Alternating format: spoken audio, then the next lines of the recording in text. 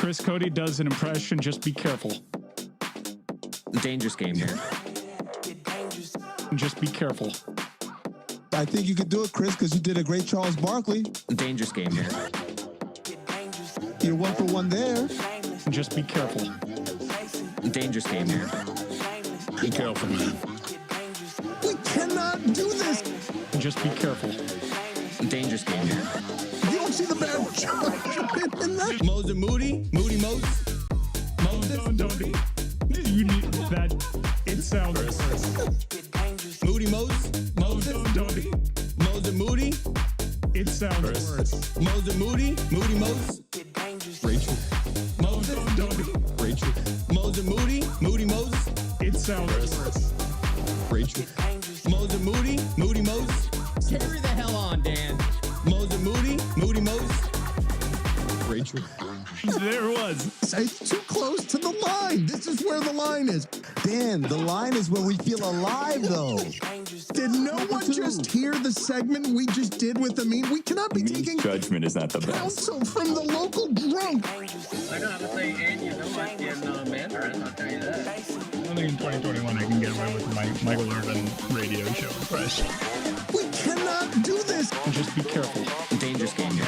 You don't see the bad charge in that? Moody Moses. You need that. It sounds worse. Kev. Moses Moody. Hello. It sounds worse. Moses Moody. Moody Moses. Rachel. Moses. Don't. Rachel. Moses Moody. Moody Moses. I think that's still okay. Kev. Rachel. Hello. Carry the hell on, Dan. I know how to say, and you know what, in Mandarin, I'll tell you that. Don't do that. Oh, please. We cannot do this. Yeah, my wife is Chinese. She'll fly over here and kill you. You know what? I would not disparage her. Just be careful. Dan, the line is where we feel alive, though. And you know it. You know what? I would not disparage her. I think you would. In fact, if I say it, will you ask her if I'm saying it correctly? I love those Stouffer stovetop pussy. Hello. Moses Moody. Moody Moses. Stovetop pussy. What are we stuffing? Gosh. Stouffer stovetop pussy. Kev. I think that's still okay. Hello. Stovetop pussy. What are we stuffing? Moses Moody. Moses. Don't. It sounds worse. Rachel. Stouffer stovetop pussy. Kev. Carry the hell on, Dan. Rachel. Moses Moody. Moody Moses. You should probably apologize here. We should apologize for what happened last segment. It went off the rails on us. What do you want to say? Do you want to say anything, or do you want to gather yourself and say it later, or what do you want to do? I need to apologize. They are my weekend observations. I said what I said. Just be careful. I had no idea, and I apologize to Jonathan Coachman, who has tweeted at us.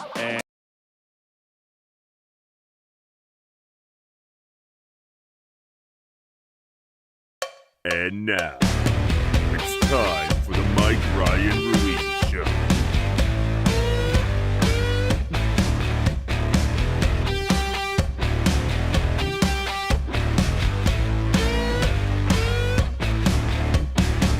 You seem to know something I don't. What's going on? Can you tell me what it is, please?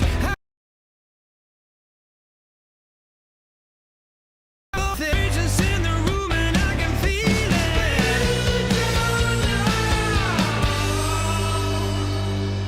I'm a hurricane, I'm bringing thunder and rain. I'm a hurricane if you get in my way. I'm a hurricane, always on top of my game. I'm a hurricane, I'm trying to get in my way.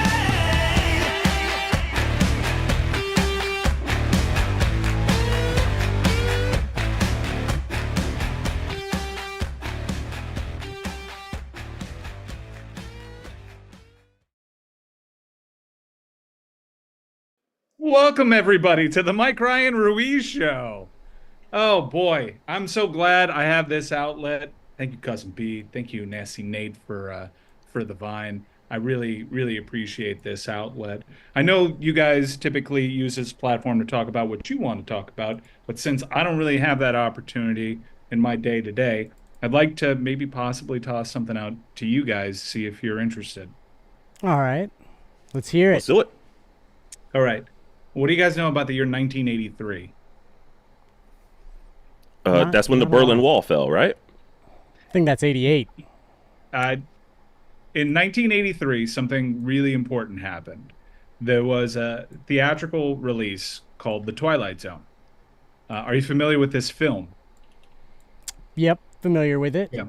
Yeah. Cousin B, this is also like an audio medium, so nodding along is Well, I was allowing my nah, I don't. This is a Two Americas thing. Yeah? Twilight Zone, nah. I'm getting somewhere with this. All right. Okay. So, Two Americas. Jordan Peele did a Twilight Zone Yeah. reboot. Were you familiar with that? Are you insinuating that black people don't like the Twilight Zone?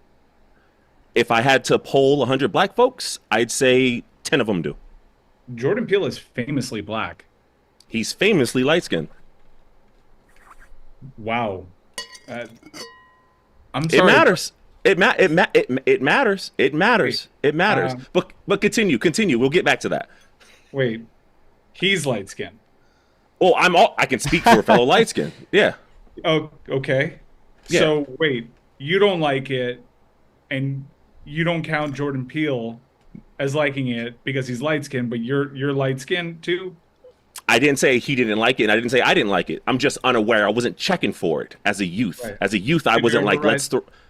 I'm 2 years younger than you, right? So same type of stuff, but I wasn't checking for Twilight Zone. So you were born in 1987. Yes, sir. All right. So 4 years prior to your birth, there was a release of a Twilight Zone movie, and it was based on the famous series, not the Jordan Peele one. He rebooted that. The one from the 50s, 60s.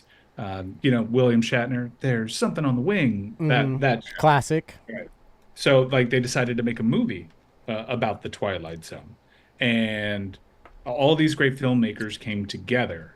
John Landis, Steven Spielberg, and they basically broke the movie up into parts. I believe there were 3 filmmakers behind this. Is that the one with John Lithgow? I'm not sure. I'm not going to talk about any other parts outside of the John Landis part. Okay. John Landis directed the Thriller video. He had a lot of repute in the 80s, but in the 90s, the big movies started drying up. Do you know why that was? Inflation. No, because his past came to light. So during the making of the 1983 Twilight Zone film, John Landis was allegedly responsible for the death of 3 actors on the set. Oh. 2 of them were children that were illegally hired. Basically, there was a portion in his segment of the movie that was kind of like Vietnam, and he basically set up like a whole like battleground, like a little town in Saigon, and he had this helicopter. And Tropic Thunder kind of makes part of this canon. He kind of really rode the explosive expert on the set. They were well over on shooting time. These children were illegally hired. They shouldn't have been there. And this famous actor was to carry these children and run through this village that was getting bombed. All right, let me get the actor's name real quick because he was a pretty big deal. So throughout this production is known to be cursed. So the actor is running through this town. It's in like knee-deep water. He's got 2 children under each arm, and Vic Morrow is the actor. It might sound like a familiar name. He was a more famous previous years. He had aged, and this was his role. Landis kept wanting the chopper closer and closer to the action, and all these flames were going on. The video is actually on YouTube. It's pretty gnarly. The helicopter crashes as the 3 actors are running. The helicopter, its propellers hit all three of the actors. Hit Vic Morrow. He's like chopped in half. Oh my goodness. Yeah, some of the actors died because of impact. Some of them died because of impalement. They're all dead. John Landis goes to the funeral, insists on speaking. It was just an awful, awful scene, and because of that, like his career never became what it was, and that was what happened on the set of Twilight Zone in 1983. Wow. And from that, folks, I will try to transition us, ladies and gentlemen, the inaugural Mike Ryan Ruiz show. But we're actually here a part of the Dan Le Batard Show, ladies and gentlemen. And we're joined by the one, the only, the Mike Ryan Ruiz. He's Meadowlark's creator of cool shit. Oh, thank you for that intro. Mm-hmm. Yeah, Does Meadowlark know that? Two children died. Wow. This is in the arms of Vic Morrow. And, it totally killed our opening to the show here. Steven Spielberg had nothing to do with John Landis. They didn't really promote the movie. So went on to make there's a little 6 degrees of separation there, right? Twilight Zone, Dan Aykroyd, right? Dan Aykroyd, who was he in a movie with? You know who he was in a movie with. A Ghostbusters movie, 1984. Now, Ghostbusters was my shit, even though, I said what I said about Twilight Zone. He was in there with my guy, Bill Murray. Yeah. Bill Murray, I don't want to dox him. He has family that goes to the same school as my daughter. So I ran into Bill Murray not too long ago at their graduation. So, little 6 degrees of separation. I could have been in that propeller accident. I'm happy you weren't. Make it make sense. Make it make sense. Yeah. Thanks for being here, Mike. Thank you. You were a long time get. A lot of people reach out and they go, "Hey, Lucy, awesome. Mike Fuentes, great. These people, Jessica, awesome. But we want Mike Ryan. We want to hear from Mike Ryan. We want to know if Mike is who Mike is when Mike isn't who Mike is. So we're going to do our best. It'll catch up to you. We're going to do our best to get to the innards of what makes the Mike machine tick, while also giving you some of the hits that the Fleb universe tends to give you. We got Nasty Nate, we got Cousin B, and we got Menacing Mike. We here, baby. We here. Nate, what are we discussing first? Brian, I thought about a lot of stuff. Again, we have Meadowlark's creator of cool shit here. Yeah, that was cool. So there's a lot of things we could ask him. I thought, maybe off the top that I'd go with a silly question like, so you like soups, eh? Stupid ass questions. But I was like, no, I don't know if we want to start there. Maybe something more serious. And then it hit me, just keep it simple. And I'm curious, Mike. I don't know how much the show's talked about this, but it's something that's always interested me. I feel like Dan talked about it when it was first announced, but you guys left ESPN and you started Meadowlark. And my question is just, why Meadowlark instead of just continuing as just the Dan Le Batard Show? If you could speak to why you guys chose to, in my opinion, do something bigger, bolder. Well, we had those options presented to us. It would have certainly been a lot easier to keep. I'm sorry, I'm just. It's hard to shake off the Twilight Zone thing. It is hard. I was like, kind of like thinking, do I mention this? Like, basically, I want to raise awareness because a lot of people don't know that John Landis, and it was a different time, and he kind of got away with it, and that's very sad. Yeah, and you're trying to put this town on alert. From what I gather, which, having seen Dante's Peak, is it's important to do, right? Yeah. If you don't do it, like tragic things can happen. I mean, I think attention should be paid. you gotta pay your attention to the right things, and that's what you're doing here. I appreciate that. It was just brought to my attention that this is the same John Landis, the Coming to America John Landis, the Trading Places John Landis. Listen, rest in peace to those kids. Yeah. But he kind of the homie. He kind of the homie. Like, oh, those are. Are you saying if he was held up to the laws of justice and he was made accountable for these tragic incidents and the passing of these children, we don't get these subsequent movies? Well, one thing that we did get was a lot of improved child actor safety laws put in place, and many more regulations are put in place in sets. So who knows if that served the greater good or not, but ultimately, like, 2 children are dead. Yeah. But maybe it kept you safe during your time as a child actor. The mayonnaise Perhaps. commercial, right? Right? Yeah. Was it mayonnaise? Well, someone did get injured on the set of the mayonnaise commercial. Wow. They into you're not supposed to An airplane, a helicopter crash? No, there was a lower budget thing than that. It was a barbecue setup, no overhead choppers, but they bit into a burger, and the burger was a prop, and it had a pin in it, and they had the pin lodged in the roof of their mouth, and the ambulance had to come. That's a core memory. Big juicy cheeseburgers. We had to start Meadowlark because we wanted to have something that could last.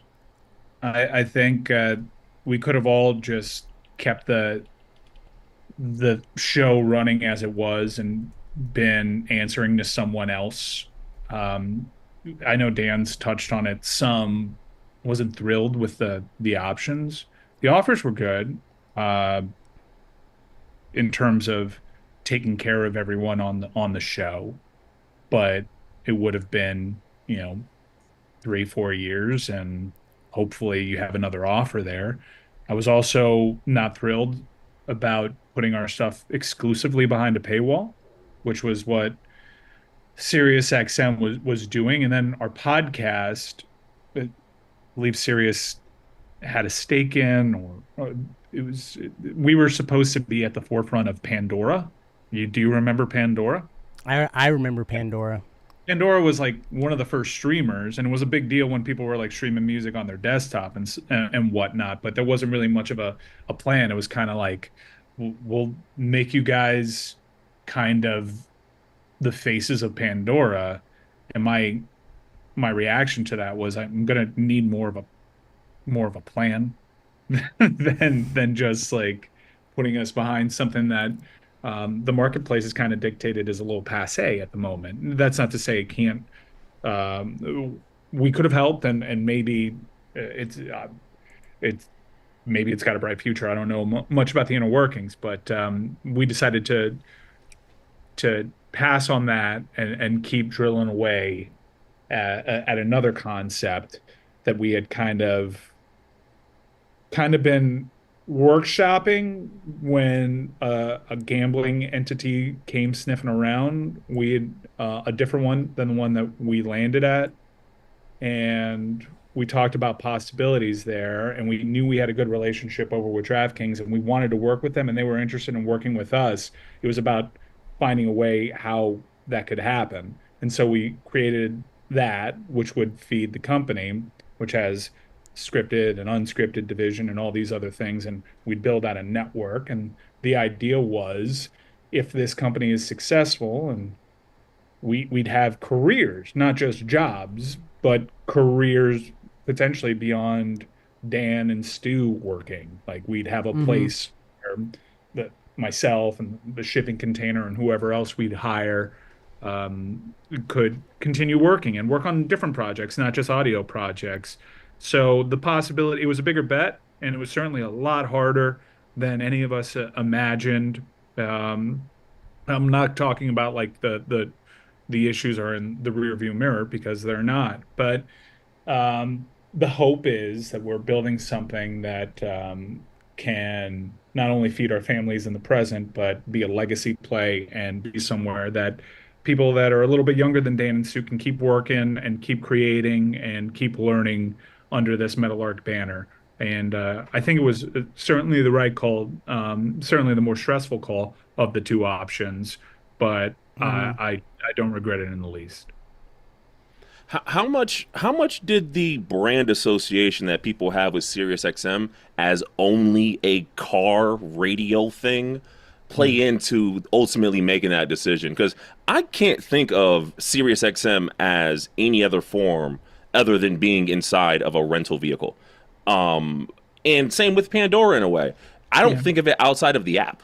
So the idea and concept that you could listen to these places on desktops, on TVs, on things like that, did that do anything to kind of weigh into the decision? Yeah, somewhat. I think that the main thing was really paywalls. We had always been available for free over the air, and the podcast was always available free. Now, I don't think that the podcast would have had a charge to it.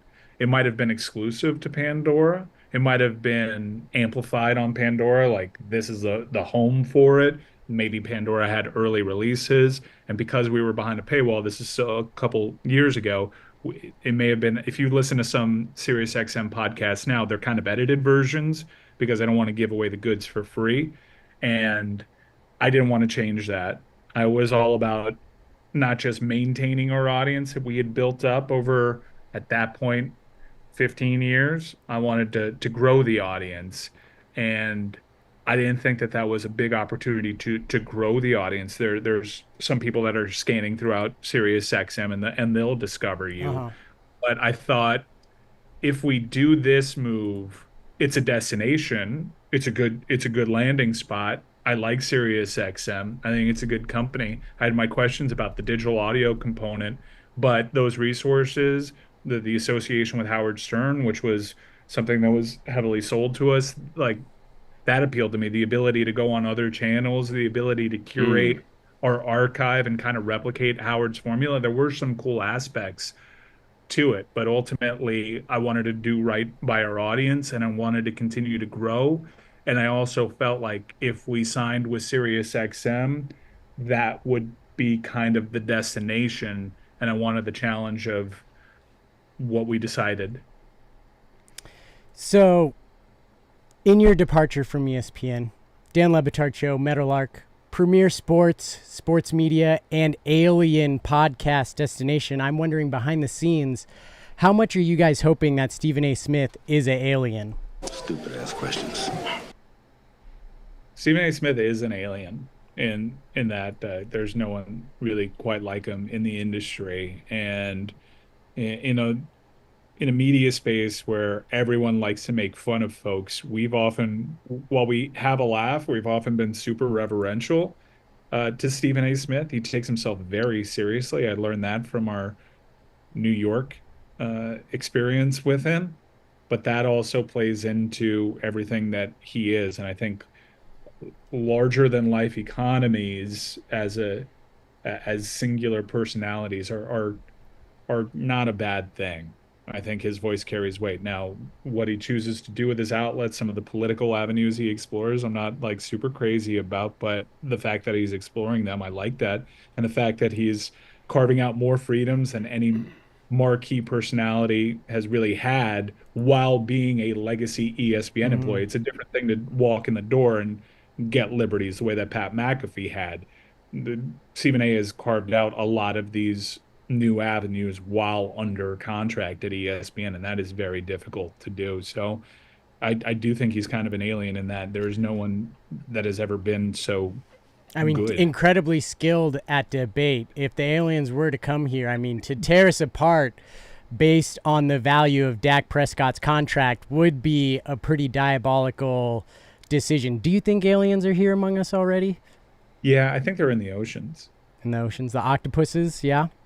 But yeah, I think yeah, their genetic structures unlike anything else on planet Earth, but also we know so little about our own deep seas. We know Mhm. less, they often say, about our own oceans than we do about outer space. So where do these UFOs go? How much Rogan do you listen to, Mike? How much Rogan? I Yeah. started really listening once my Alpha Brain came Alpha in. Brain, yeah. Like Makes now, sense. now I just listen nonstop.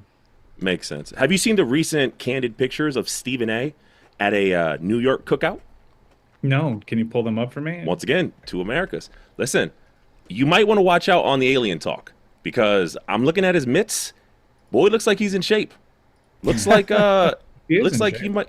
He he just lost some weight. He made it very clear that he isn't on that Ozempic life and that this is real gains. Yeah. So, or in this case, losses. And Yeah. that hand He does look good. looks like yeah. More notably, look at the faces of the people behind him.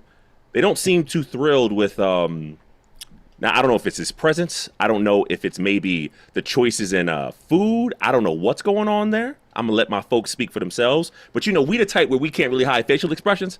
So I'm gonna just kind of let it rock as they rock. Nonetheless, You keep saying we the type. we the type. Yeah. You mean black? So people? one thing that I think the Le Batard Show misses out on a lot, and I hate it. Wait. You mean black people, right? Black people and also black adjacent people who are culturally inversed, right? Who are black adjacent people? My fellow Latino brothers. Wait, so I'm we the type as well? If you are culturally inversed, and what I say is, like, What's you shouldn't need. culturally inverse. I'm about to explain. Okay, okay. Nathan. Relax, nasty Nate. Stop being All right. nasty. Sorry. Nate. Stupid ass questions. Thank you. My bad. So there shouldn't be. Am I a light skin type? Sometimes. I know when you I used to am, right? When you used to do that, You're not the that type. that Oh. Don Omar cut with the little the hair in the back and you were kind of leaning towards that. Right now, your fit is very given light skin type. I'm liking what I'm seeing, but sometimes on air, you are a fashion choice away from being Diego Calderon or Ted Cruz, and it's really, as a Latino, it's all in this. Yeah. Right. So with that being, I thrive in that fault line. I know. that. I saw a picture of your jorts from your picture with rest his peace. He just died. Richard Simmons. Yeah, and I was like, damn, that looks like photo was Michael. from, that photo was from 7 months ago. The baggie is in. It's back. It's back. It's back. Yeah. I don't think he's an alien. That you guys put words in my mouth. You told me to chill with the alien talk. I'm like, I guess this is a playful question, but no. Although there was I forgot, I think it was a collection of universities. They did a study that said it's very likely that aliens are living amongst us right now, kind of Men in Black style. And I mean, I'm just thinking of what would do numbers for the Dan Le Batard Show YouTube page. And if you look at the most popular videos, Stephen A. Smith being an alien and Dan just being the one to break that news, like, I think that's the video that takes the algorithm and gives you guys your first milli. So if we're a part of the Men in Black multiverse, and they had like a wall of possible aliens, and like, oh, like they had Rodman in the movie, oh, I guess that makes sense. Stephen A. does kind of make sense. And given my own interactions with him, if we were faced with the reality, like there's a news blurb, and on the lower third, aliens are amongst us, approximately like 1 out of every, 17,000 people is an alien. Yeah. He'd be a suspect. Keeping that wall of aliens in mind, you don't got to do it now, but I would like to hear a top 5 Meadowlark employees who would be on that wall of suspected aliens in a Men in Black universe. Dan, Billy. Damn. Dan, Billy. Yeah. Dugatz.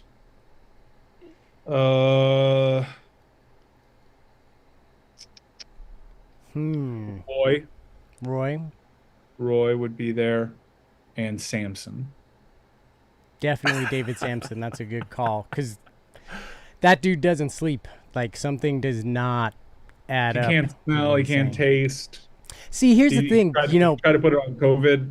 I question that because I lost my sense of smell from COVID too, and then I had smell. So, he says that like Pablo Torre finds out, he tries like the hot sauce and he acts like he can't taste it. I'm like, I lost my. You can still tell when something's spicy. Like he acts like, oh, I can't even tell it's spicy. I don't believe that. I don't believe that 1 second. Because what I was doing when I lost my, I was putting hot sauce on everything. Because then I could at least like taste or feel something with my food. I was just hot sauce all over the place. So something's not adding up with David Samuels and all that candy consumption. And he likes black licorice. Come on. Yeah. Black licorice is good. Ugh, The no. signs are there. Do you remember when he dapped up Dominique a couple of weeks ago? Did you see his outfit? He had thong sandals, baggy cargo shorts, and a tight golf polo, and it was tucked in. And why is he so... Go ahead, Brian. The jumping on was very face huggerish. It was very aliens, I'm a latch on to you type of thing. There might be something about this alien thing. And why is he so concerned about people getting into his pockets, too? What's going on in the pockets that he's got to buy these pickpocket-proof pants? Like, I think maybe his communicator to the mothership is back there. If aliens are here though, I think they're just observing, and they're told to not they're not to interfere with what's going on. So I think aliens would be like kind of lower key people. So Roy's lower. He now shoots up the charts. This possibly rules out Stephen A, Dan, Stu. Billy's back on the board. But if I'm an alien, I wouldn't be doing sports media content for the world to see. I'd be like, I don't know, like an investment banker. But unlike humans, when you're insecure about something, you tend to try to face it head on. Maybe the biggest defense to that is I'm going to be everywhere, so no one can really see that I'm an alien. I got some stuff going on. Are you suggesting the best defense is a good offense? Hey, it works for Tulsa. It works for Tulsa. Does it? It does. They got some fast wideouts at streaks. I can't stop them. It's been keeping me up at night. Wow. That NCAA, it's here. And I wasn't going to get the game, but then you guys talked about it, and it reminded me of back in the day when I would play. Like, I have a PlayStation 5. Are you serious? I haven't. I wasn't. But once our show started talking about it's actually, you guys reminded me, of being in college and playing NCAA. I think it was like 2006.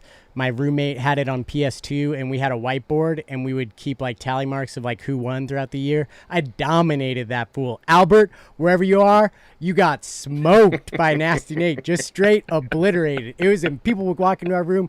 It was embarrassing. He had like Eat shit, Albert. It was like 3 tally marks to like 40 or something. There was one time where he beat me because it was snowing, and if you're a real aficionado, you know the snowing. Guess what? It makes impossible. Onside kicks. Because this is what I would do. I'd onside kick every single time. When it's snowing, the ball just goes straight out of bounds. It never stops. Glitch in the game. So I couldn't come back. He actually got up. I couldn't come back because I tried to do an onside kick.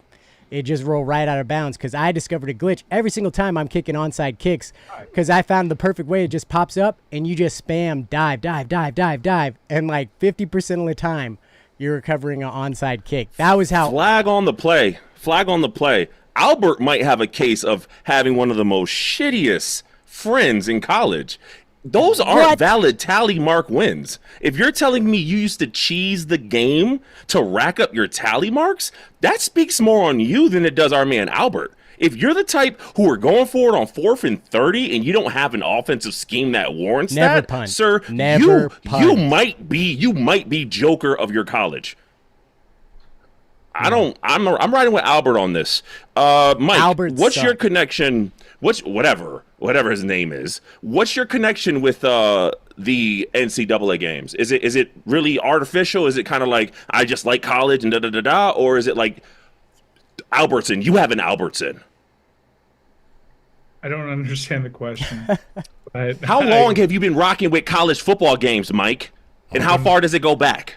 It goes back all the way. that I can remember. And Before when that it got- helicopter crash. Yeah.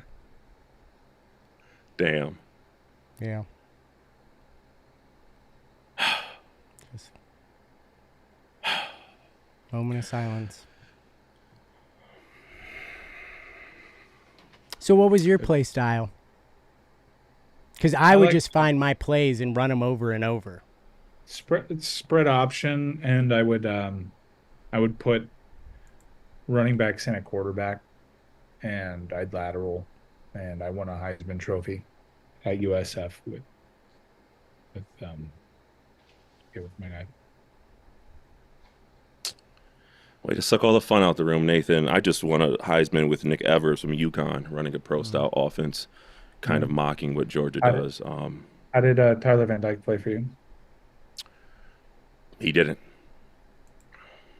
Same. I won the national championship with a UTSA. The Roadrunners. Yeah. But thanks to a glitch, I accidentally in the off season. Oh my God. No, Brian. This isn't me abusing a glitch. If you get to the off season and they're all like, transfers, encourage and dismiss. I was like, what happens if I click on my starting quarterback? Josh McCown's son, and I clicked on it, and there was no back button to get out of it. So the only options that were left were to dismiss him or encourage him to transfer. I couldn't back out of it at all. So after winning the championship, I had to dismiss my star quarterback who passed for over 5,000 yards. I didn't dismiss him. I encouraged him to transfer, and I guess he took that advice. And he transferred, and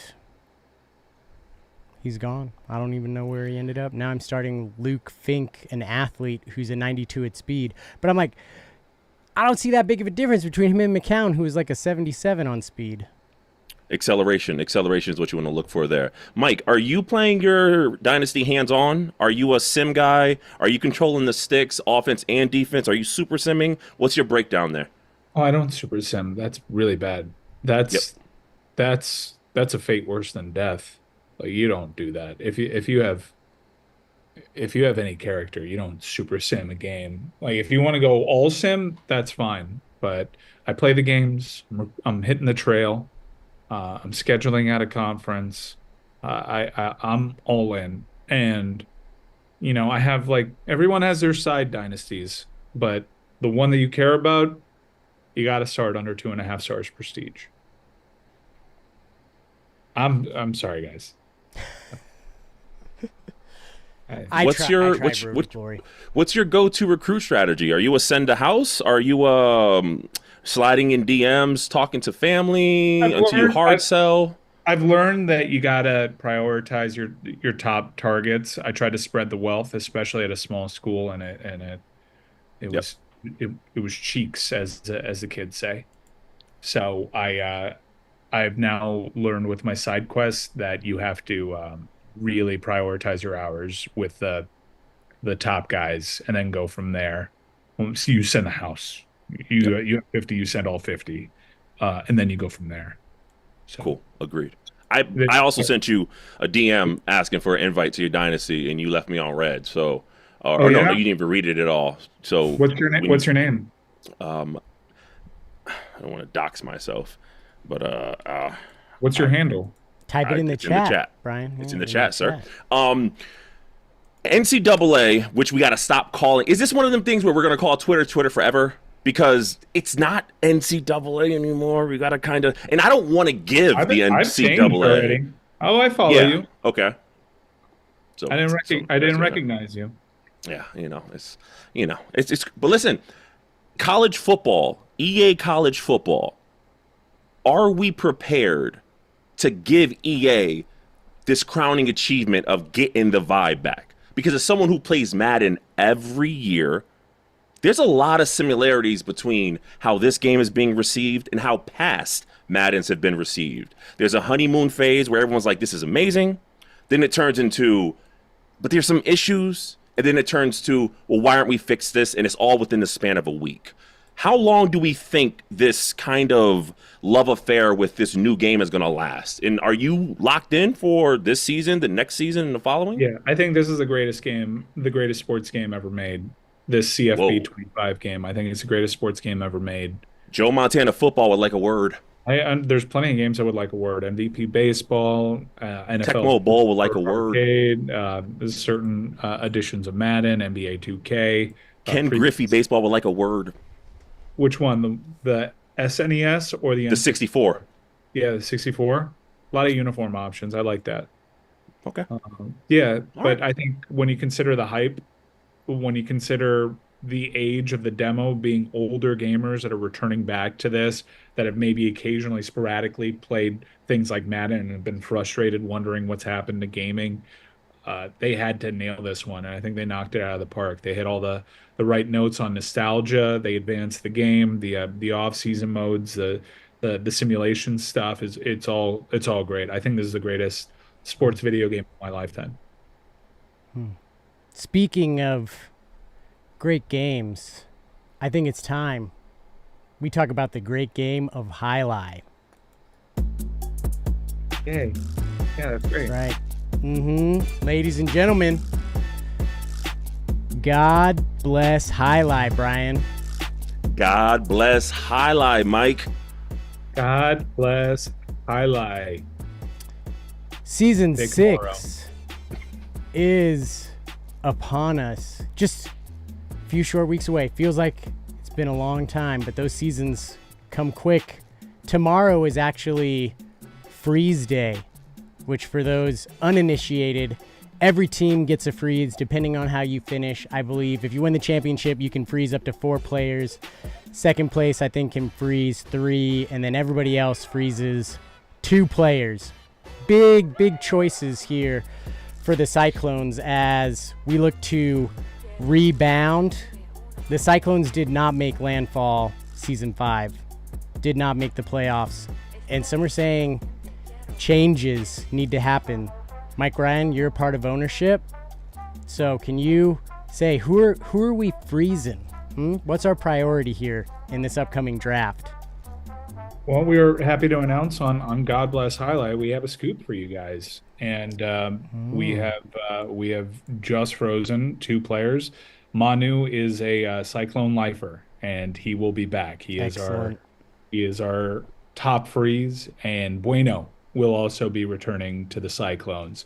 Another bit of news that we will break here on God Bless Highlight, unless you've already covered it in a previous edition. Carballo is out this season with injury, but he will remain a part of our Cyclone family, and he will join our now growing staff, and he will be there at the draft to help us out and guide the way, along with our captain Manu, who's coming off of his best season. So we're really excited. Bueno is a versatile player, and we really like the cut of his jib. We like his leadership style. We like his will on the court, his desire to get better. We like his lineage. He comes from a great Highlight family. While this may close some chapters with some of our players, some of our legacy players, there's still an opportunity to circle back and draft some of these guys. It's a tough thing, but we were dealt with a pretty clear message that we weren't good enough last year. There were a lot of reasons for that. It's always difficult when you fall short of a championship. It's the worst spot in Highlight to draft, as you guys know. The runner-up is screwed. So we had some injuries, we had some bad draft luck, and we hope to rebuild and get back in that playoff conversation. We have a pretty sound draft strategy, and I'm really excited for what the future holds. I'm glad that we were able to bring Manu and Bueno back. So that is an exclusive to God Bless Highlight. Wow. Can you address the rumors? So we know who we're freezing here, but something that I asked Fuentes this, he denied it. You're a little bit closer to ownership. Rumors that Chris Cody has pushed to draft more defensive players like Ikeda instead of players with like a little bit more sizzle to them. because he's concerned about his dad fainting at the fronton again. I'm concerned about his dad fainting at the fronton too, but I think the only thing that gives you a rush of blood to the head isn't really the excitement on the fronton. No one may do that for some, but for me, it's turning red with anger at frustrating play, and quite frankly, we weren't winning enough. So my hope is to win more games. That way, we can extend Greg Cody's life. I'm kind of just concerned with Greg Cody as a whole, but that's time for another show. Do you miss the alliterative names? Do you feel like the changing to the names kind of stymied the excitement that you get when you announce your team out there battling? I do miss the Cessa Cyclones, but I'm not one to stand in the way of progress. If the league thought this was the right move, then I support the league's leadership there. You can still call them the Cessa Cyclones. It's fine with me. Because, I mean, for me, I have a hard time getting up for fighting the Warriors. When it's the Wall Warriors, man, like, yeah, I get pissed off and want to just take that team behind the wicket. But Warriors, it doesn't, because again, Cyclones, Walls, natural enemy. I think Cessa Cyclones works, but Wall Warriors, it's tough. You remember when Chris Cody famously said, fuck the Wall Warriors? Mm-hmm. Fuck the Wall Warriors, like wall. Like that's tough. It's tough to scream. Mm-hmm. Fuck the Warriors. Some argue the team has never been the same since that incident. It hasn't in that we were bad, but were you not listening like 3 minutes ago? I explained why we were bad, and it's not because of the fucking name change, you idiot. Whoa. You also explained what happened to those kids who died on that set. That didn't make it okay.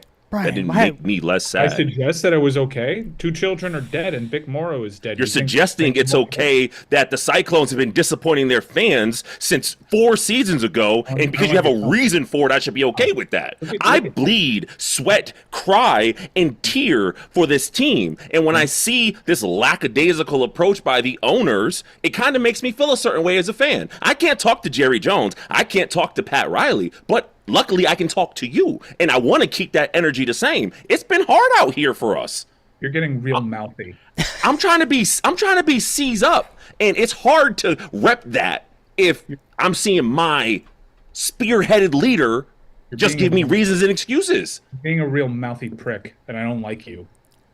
And like, you had the opportunity to elicit that emotion when I informed you that 2 children are dead, and you just took it and you just like let that roll off your back like it was no big deal. And just because the Cyclones had a rough year last year, then you find, and a year before, you find your outside voice. The year before we were in the final. Not only are you a mouthy, that's not good enough for Miami. Not only are you a that's not good enough for any other team you love, but it's good enough for the Cessa Cyclones.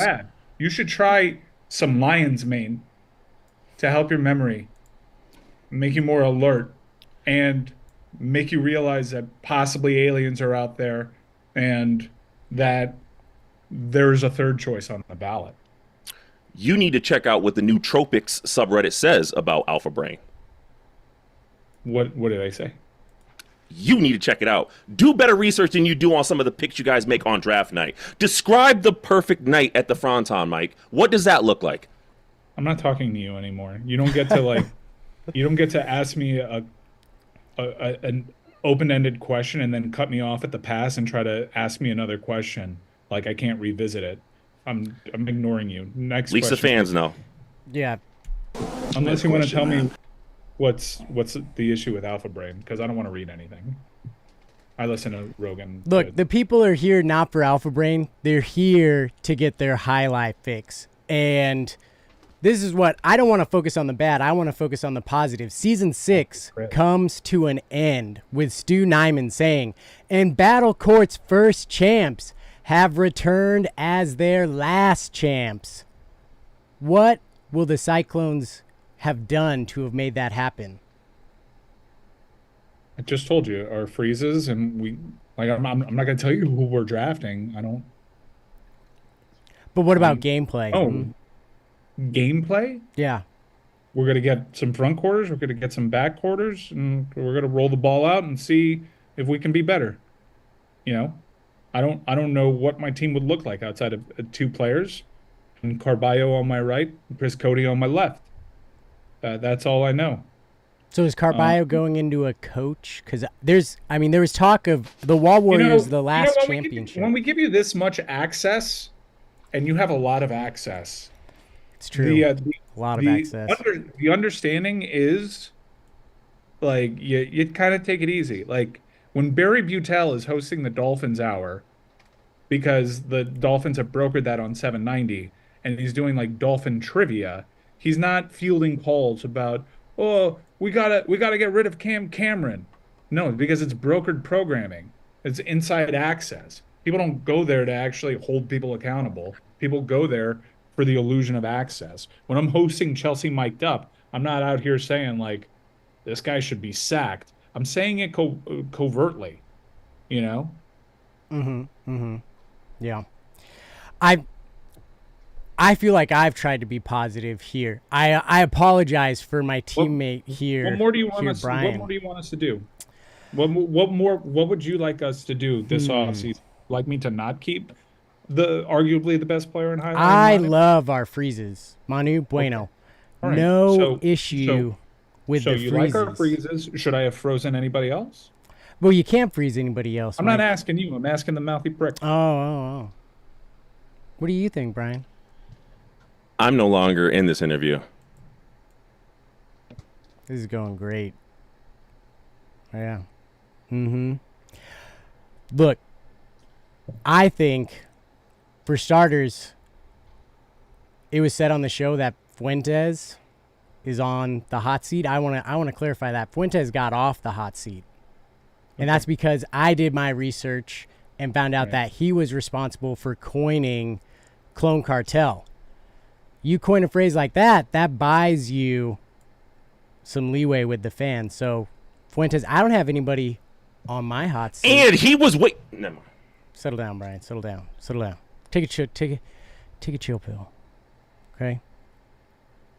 You guys have 2 more minutes. 2 more minutes? Okay. What steps are we taking to ensure that Ron McGill has a good night at the Fronton? Make him a fan of it. Because last season, he described his night at the Fronton as the worst night of his life. Yeah, it was the worst night of all of our lives. It was almost as if we were on the set of Twilight Zone in 1983, and a helicopter flew too close to the Fronton, and it chopped Ron McGill in half while he was holding Mike Fuentes and Chris Cody. That's what it kind of felt like. You know, I am glad that you guys did address on the show this week how Dan talked about Ron McGill when he came back, because I was really scared when he came in solo, lights down, in dark, this long monologue, and he starts talking about Ron McGill. I'm like, I hope Ron's okay. And that's what we want for the Cyclones.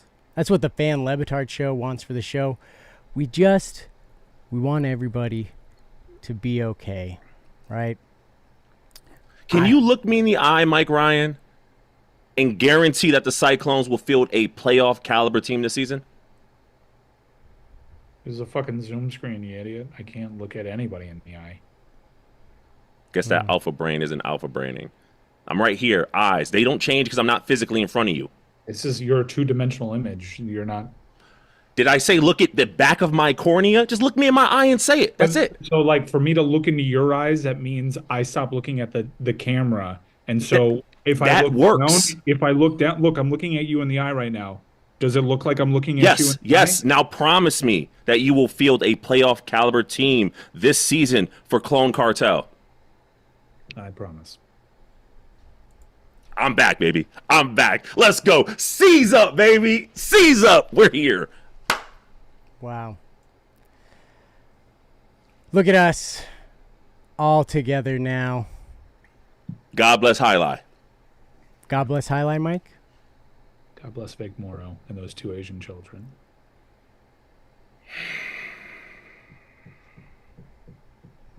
Yeah. Well, that's going to do it for us here, folks, at the Dan Le Batard Show. God bless Alai. Stay safe, everybody. Avoid all. DraftKings Network just turned on. Wow. Watching Ross Tucker. SiriusXM would never do that. I had it set for when this interview would end. I just watched and like 24 hours a day when I'm not in studio. So that's why I said you guys had 2 minutes. You guys went for 4 more minutes, and so There you go. All right. gotta go Ross Tucker. Enjoy.